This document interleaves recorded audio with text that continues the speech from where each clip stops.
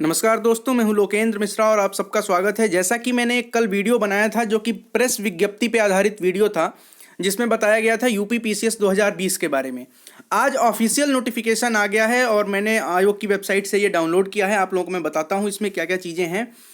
यहाँ पे देखिए, आप लोगों को लिखा हुआ है उत्तर प्रदेश लोक सेवा आयोग। ठीक है, कुछ लोग कल कह रहे थे कि यहाँ पे जो लोगो है वो भारत सरकार का नहीं होना चाहिए। तो भाई मेरे, जब भी यूपी पीसीएस हो या कोई भी पीसीएस का एग्जाम हो, स्टेट पीसीएस का, तो वहाँ पे भारत सरकार का लोगो होगा।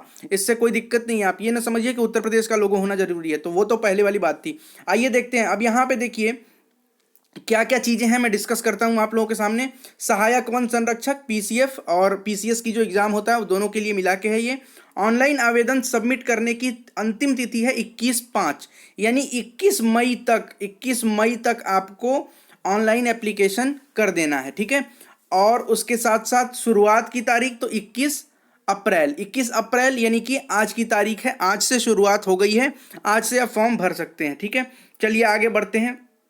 यहाँ पे एक चीज़ और मैं बता दूं कि ऑनलाइन परीक्षा शुल्क जमा करने की अंतिम तिथि जो है वो है 18 मई। ठीक है, 18 मई तक आप भर सकते हैं।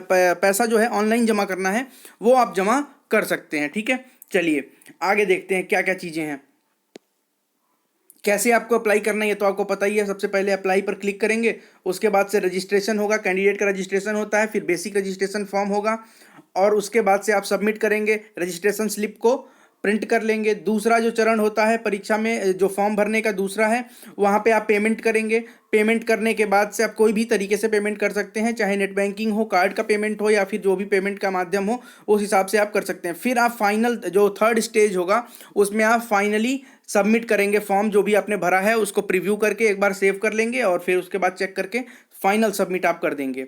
बाकी आपको मैं बता दूं कि फीस कितना है। तो जो भी अनारक्षित वर्ग है, यानी कि जो जनरल हैं, जो सामान्य वर्ग से लोग आते हैं या फिर ईडब्ल्यूएस से हैं, उनको 100 रुपये परीक्षा शुल्क है और 25 रुपये बैंक का जो चार्ज वगैरह लगता है ऑनलाइन प्रक्रिया का वो है, यानी कि 125 रुपये आपका लगेगा। जो SC ST हैं उनके लिए 40 रुपये और प्लस 25 रुपये जो ऑनलाइन शुल्क है, तो कुल मिलाकर 65 रुपये उनको भी लगेगा। इसके अलावा यहाँ पे दिया है दिव्यांगों के लिए सिर्फ 25 रुपये लगेंगे जो ऑनलाइन प्रक्रिया शुल्क है, और भूतपूर्व सैनिक के लिए भी 65 रुपये। ठीक है, ये तो हो गया रजिस्ट्रेशन। इसमें सबमिट किए गए आवेदन में संशोधन करना है। तो देखिए, ऑनलाइन आवेदन सबमिट करने के बाद यदि किसी अभ्यर्थी को सबमिट किए जा चुके आवेदन में किसी त्रुटि का ज्ञात होता है तो वो किस प्रकार उसको चेंज करेगा। तो देखिए, आपके पास रजिस्टर्ड मोबाइल नंबर होगा, ईमेल आईडी होगा, आधार नंबर होगा। इसी के माध्यम से आप उसको कर सकते हैं। उसकी प्रक्रिया यहाँ पे नीचे दी गई है, आप एक बार पढ़ेंगे तो आपको समझ में आ जाएगा। OTP वगैरह आएगा और वहां से आपका क्लियर हो जाएगा। पोस्ट वगैरह के बारे में क्या बताना है, आप सबको पता है। रिक्तियों की संख्या जो सबसे इंपॉर्टेंट चीज है, जिसके बारे में तमाम पंडित कह रहे थे कि 1000 से 1500 के बीच में आएगा, इस बार बहुत ही कम है और मात्र 200 सीट ये निकल के सामने आ रही है। अभी 200 सीट, हालांकि ये सीट तो बढ़ती है, वो तो हमें पता है कि सीट बढ़ेगी, लेकिन सीट बढ़ेगी वो अलग बात है। फिलहाल के लिए जो है वो 200 सीटें अगर बढ़ भी जाती है तो 250 हो जाएगा, मैक्सिमम 300 हो जाएगा। तो फिलहाल मात्र 200 सीट है यहाँ पे। ग्रेड पे जो है वो 4600 रुपये का होता है और 9300 से 38,400 ग्रेड पे और 4600 रुपये। केवल नायब तहसीलदार के लिए 4200 का ग्रेड पे होता है, ये मैं बता दूं आपको। इसमें क्या क्या पोस्ट होंगे, तो डिप्टी कलेक्टर, पुलिस उपाधीक्षक, डिप्टी कलेक्टर यानी कि वही जो आप SDM वगैरह बोलते हैं, पुलिस उपाधीक्षक, डिप्टी SP, खंड विकास अधिकारी, BDO, सहायक संभागीय परिवहन अधिकारी, असिस्टेंट कमिश्नर वाणिज्यकर, ये सारे के सारा यहाँ पे लिखा हुआ है, आप उसको एक बार पढ़ लीजिएगा।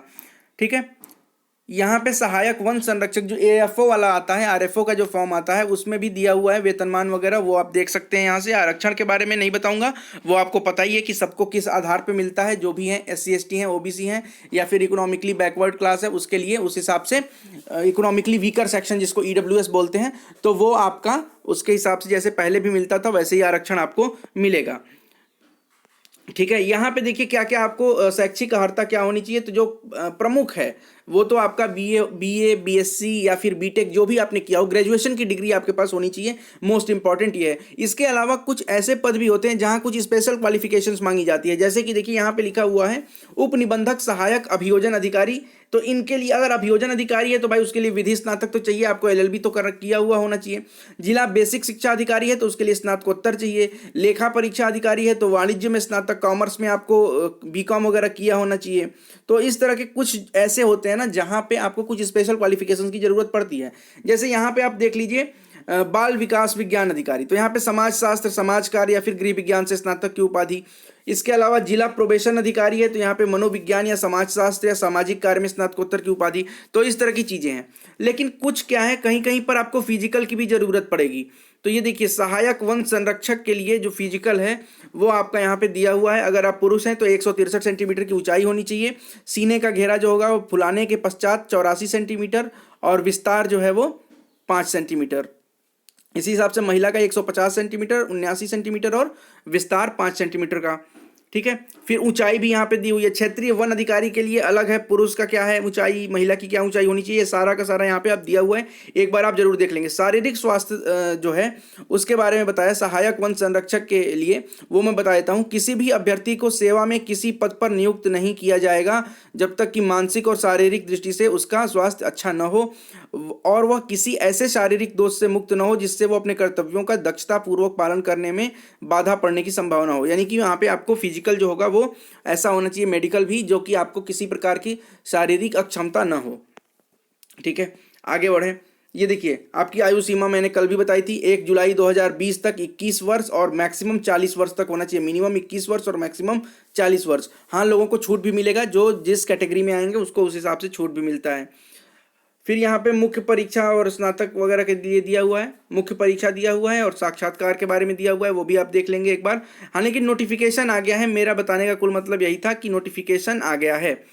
यहाँ पे फिजिकल दिया हुआ है, आप लोग फिजिकल एक बार जरूर देख लें कि फिजिकल में क्या क्या चीज़ें आपको चाहिए। ठीक है, ये आप यूपीपीसीएस की वेबसाइट से डाउनलोड कर सकते हैं। यहाँ पे आपको कुछ एनक्लोजर्स दिए हुए हैं कि किस तरीके से फॉर्म बनाना है। जैसे कि अगर आपको कुछ फोटो जो लगाना है उसकी क्या हाइट होनी चाहिए, क्या विड्थ होनी चाहिए, ये यहाँ पे दिया हुआ है, आप देख लीजिएगा।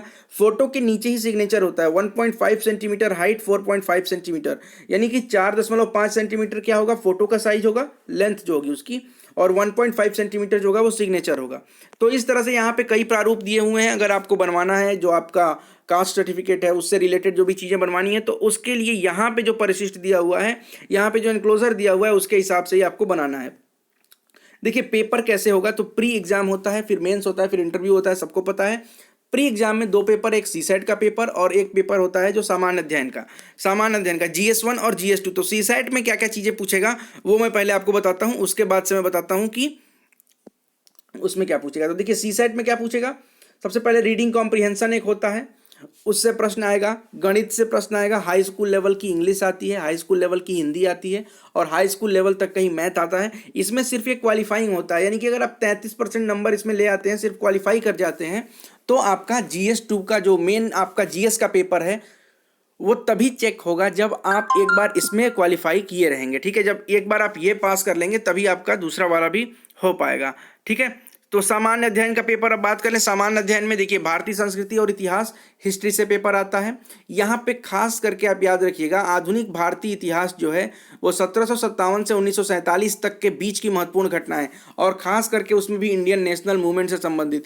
पिछले बार जैसा कि अचानक से चेंज आया, आप लोगों ने अगर पेपर दिया होगा तो आपको पता होगा कि जनगणना वगैरह चीज़ें अचानक से हटा ली गई। लेकिन आपको ये मान के नहीं चलना है कि वो बिल्कुल हट ही जाएगा।